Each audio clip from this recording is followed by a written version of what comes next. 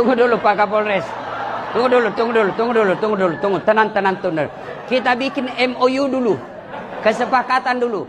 Ini saya dibolehkan gaspol atau rem-rem? Hah? Serius? Oke, ku gas memang.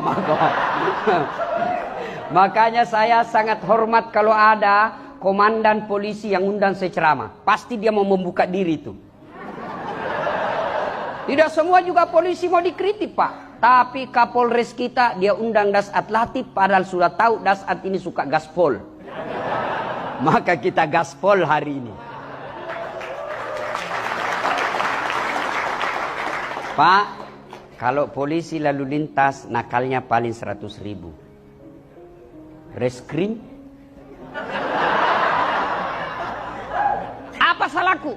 Tunggu dulu ini, saya baru carikan kau.